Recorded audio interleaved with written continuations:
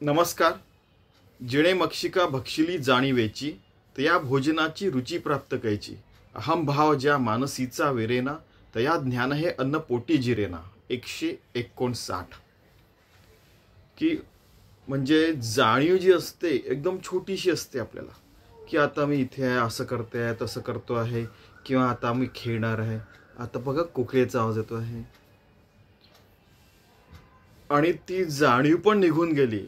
तर आपल्याला रसगुल्ला खायचा आहे, जिलेबी खायची आहे, त्यानंतर मग आपला वडापाव खायचा आहे, किंवा पुरणपोळी खायची आहे, श्रीखंड खायची आहे. यात पण आपल्याला जास्ती रुची राहत नाही. म्हणजे ते जेवढं आवश्यक जीवन आहे, जे काय करायचं ते आवश्यक आहे, ते तर करायचंच. पण त्याच्यातनं अति जे असायचं पूर्वी, खूप एकदम एनग्रॉसिंग वगैरे, त्याच्यात पूर्ण आपलं सगळं, नाही आज मला हे मिळालं नाही तर मला कसं तरीच वाटेल, ती जी असते ते निघून जातं.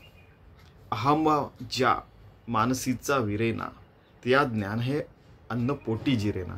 की ज्याच्याजवळ खूपच अहंभाव आहे, की नाही माझं रे काय सुंदर जेवण करतात, अरे मी सगळ्यात बेस्ट कुक आहे समजा, की माझं एकदम सगळं सुंदर आहे सगळं, आणि मी नेहमी सात्विक आहारच घेतो वगैरे, अशा प्रकारचे म्हणजे साध्या साध्या गोष्टींचे पण आपल्याला जे अहंता असतात, आणि ते ऋतून बसलेलं असेल आपल्या आतमध्ये, ती अहंता ऋतून बसली असेल, असं काय काय जे असतं, त्याच्या पोटी हे ज्ञान, आत्मज्ञान आहे, ब्रह्मज्ञान आहे, किंवा नावस्मरण आहे, त्याच्या पोटी जिरत नाही, त्याला पचतही नाही. ठीक आहे, असं त्यांना म्हणायचं. त्यांची बुद्धी ते एक्सेप्टच करत नाही. कारण की ज्यांनी आधीच ठरवलं की ऐसे है वैसे है, आमचं असं आहे, आमचं तसं आहे, आमच्यासारखं श्रेष्ठ कोणीच नाही, की आमच्यासारखं असं तसं कोणीच नाही, मग त्यांच्या पोटात हे ज्ञान जिरत नाही, असं त्यांना म्हणायचं. मग तो राजा असो, मग रंक असो, चांगला असो, वाईट असो, काही असो, आपल्याला भगवंताचं आवडीचं व्हायचं असेल, आपल्याला भगवंताला आवडून घ्यायचं असेल, हे दोन्हीकडनं असतं. तर आपल्याला त्याला आवडतं तसं आपल्याला वागायला लागतं. त्याला अहंत आवडत नाही, मग आपण निर्भयमानीपणे राहायला पाहिजे, नाही तर आपल्याला ते ज्ञान पचत नाही. इव्हन काय काय वेळेला असं होतं की लोक चक्क फक्त गोष्टी ऐकायला, किंवा आपली बुद्धीचं सॅटिस्फॅक्शन करायला, किंवा एंटरटेनमेंट करता पण लोक प्रवचन ऐकायला जातात, देवळात पण जातात एंटरटेनमेंट म्हणून, किंवा म्हणजे तीर्थक्षेत्राला पण जातात एंटरटेनमेंट म्हणून, किंवा बुद्धीचं सॅटिस्फॅक्शन व्हावं म्हणून, किंवा मनाचा स्ट्रेस जायला म्हणून.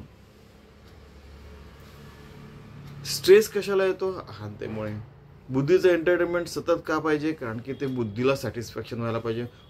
मी खूपच हुशार आहे वगैरे, किंवा मी खूप मोठा पंडित आहे, किंवा मला सगळं येतं, म्हणजे सगळ्या वेदांत वगैरे सगळं वाचन केलेलं आहे, ते मला पाठ व्हायला पाहिजे, त्याचं रिव्हिजन व्हायला पाहिजे. ठीक आहे, रिव्हिजन वगैरे ठीक आहे, पण ती अहंतेने नको करायला, की ते भगवंताचं देणं आहे, भगवंताने आपल्याला ते दिलेलं आहे, म्हणून आपल्याजवळ ती ठेव आहे. याच्यावर समर्थांनी म्हटलेलं आहे की ते सगळे वेदांत वगैरे त्यांनी जपून ठेवले, योग्य आहे, पण त्याची अहंता नको व्हायला, बस असं ते म्हणतायत, अजून काही नाही. समजा आपल्या जो विद्या आहे, आपल्या जो पैसा आहे, आपल्या जो शस्त्रविद्या आहे, काय जे काय पांडित्य आहे, हे आहे, ते आहे, सेवाभाव वगैरे सगळं काही आहे, पण त्याची अहंता नको. जिथे अहंता आला की एक तर मनात अहंत राहील, नाही तर भगवंत राहील. बस त्यांना एवढंच म्हणायचंय.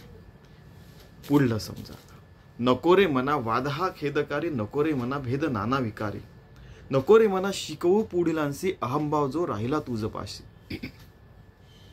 याच्यावर सगळ्यात पहिलं ऑब्जेक्शन टीचर लोकांनी घेतलं होतं, की आम्ही शिकवायचं नाही का? आता ते छोट्या छोट्या मुलांना शिकवावं तर लागतंच. ते शिकवणं नाही आहे हो.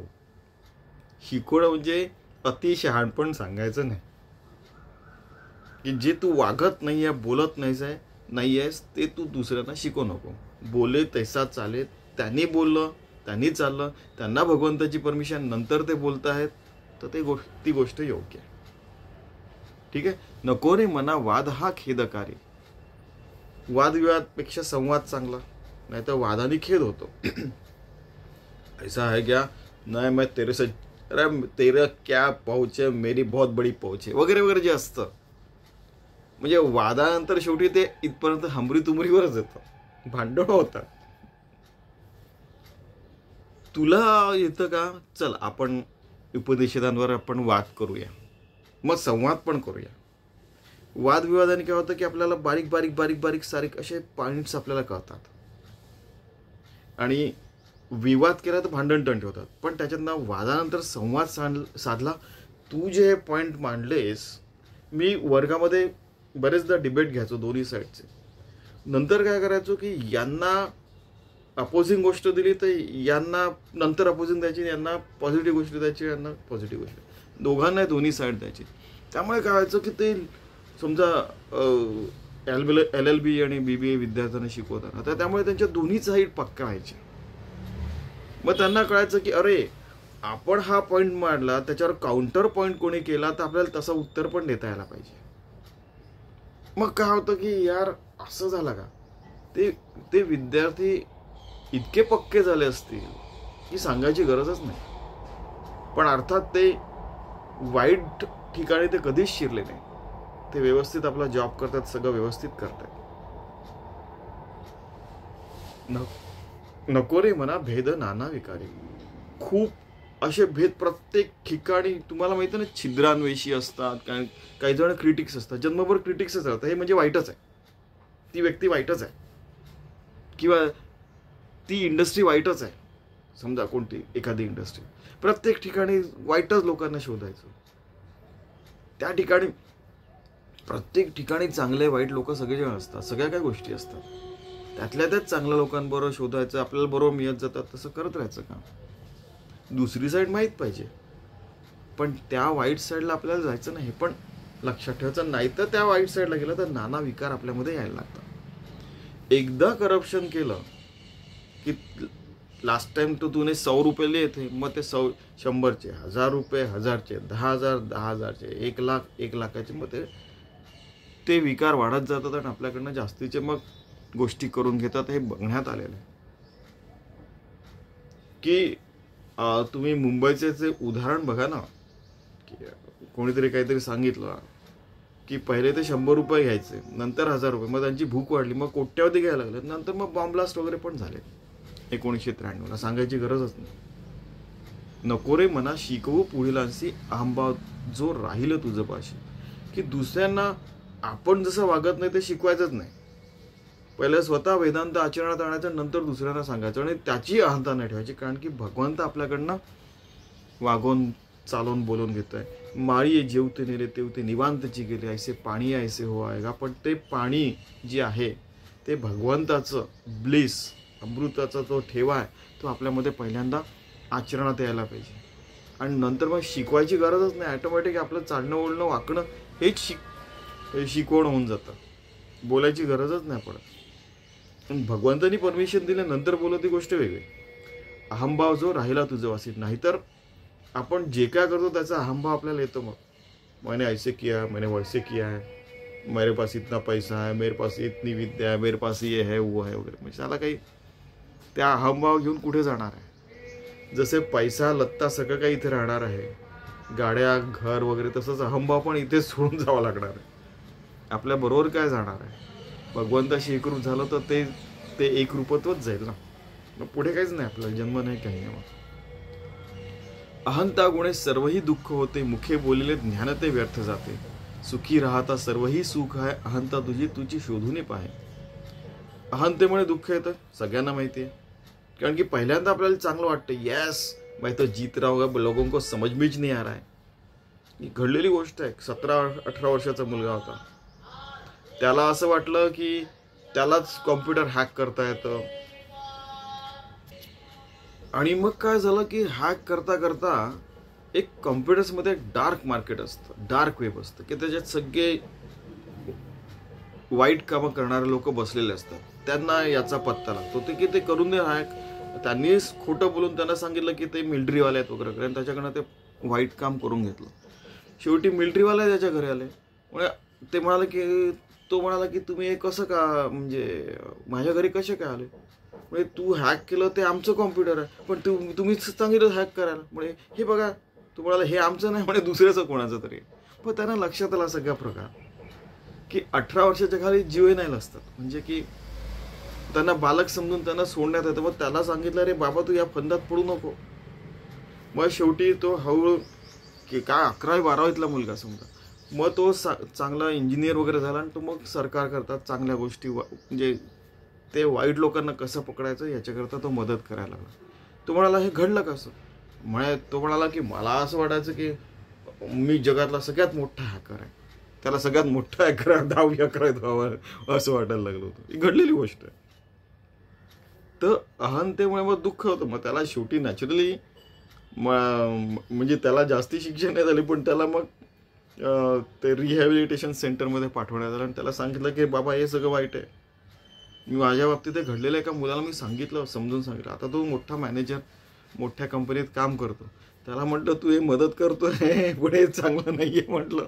एकदा घडलेली गोष्ट त्याला समजून सांगितलं. 10 मिनिटात त्याला असं असतं का सर, मेरे को पता ही नाही. मग त्याने समजल्यानंतर मग त्याला कळलं की अरे हे चांगलं नाही.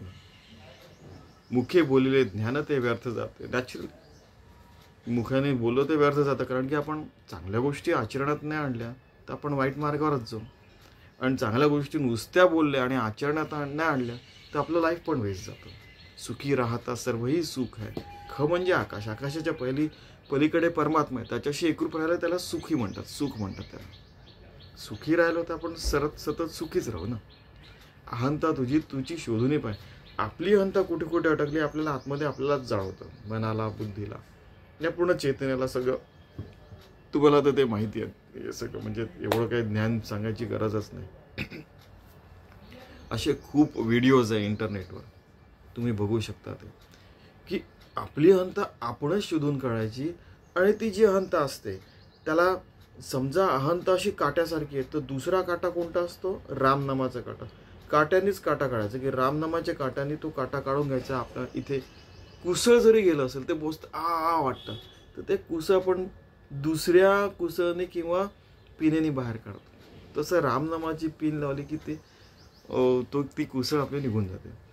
मोठ्या मोठ्या अहंता असतात असं नाही आपल्याला, सामान्य माणसांना आपल्याला छोट्या छोट्या अहंता असतात, तर त्या रामनामाने ते बाहेर निघू शकतात.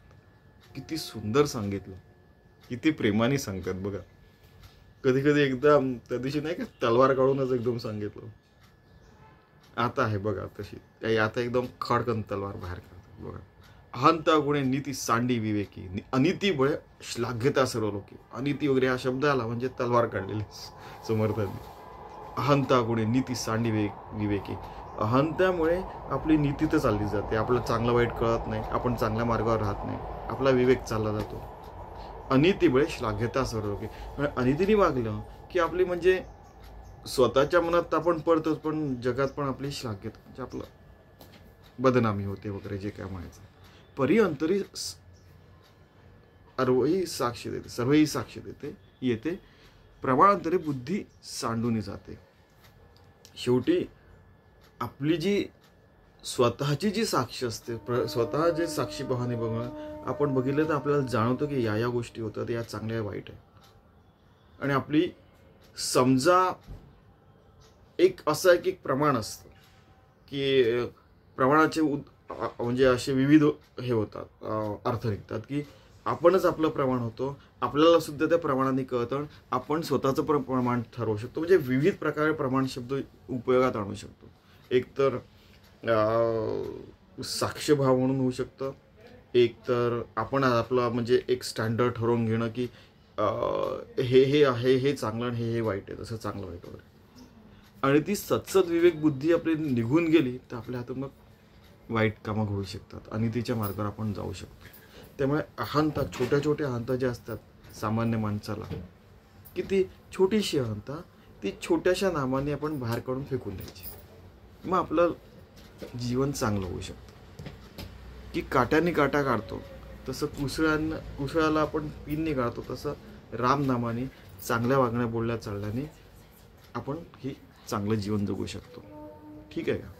हे 162 पर्यंत. याच्यानंतर मग समर्थ सदा संगती सज्जनाची धरावी, आणि ती सज्जनता आपल्या मनातच आणायची. सतत आपल्या मनातच सज्जनता ठेवली तर आपलं चांगलं होऊ शकतं, हे सांगणार आहे. ठीक आहे, तर आपण थोडंसं पुन्हा एकदा बघूया की 159 मध्ये त्यांनी सांगितलं की अहंता नसेल तरच रामनाम आणि चांगल्या गोष्टी आपल्याला पटतात आणि जिरतात आपल्यामध्ये. आणि खूप वादविवाद केला आणि त्याच्यातनं संवाद नाही साधला तर आपलं नुकसान होऊ शकतं. त्यानंतर त्यांनी सांगितलं की स्वतःची अहंता आपण स्वतःच शोधून काढायची आणि त्याच्यावर आपण स्वतःच उपाय काढायचा. रामनाम घेऊन काट्याने काटा, रामनामाच्या काट्याने छोटेसे जे कुसळ छोट्या छोट्या अहंता असतात ते बाहेर काढायचं सांगितलं. आणि आपण अहंतेने की मी खूप ग्रेट आहे, जसं त्या हॅकरनी म्हटलं 17 वर्षाचा, आणि त्याला लोकांनी खोटं बोलून त्याच्याकडनं काम करून घेतलं, तसं नको व्हायला.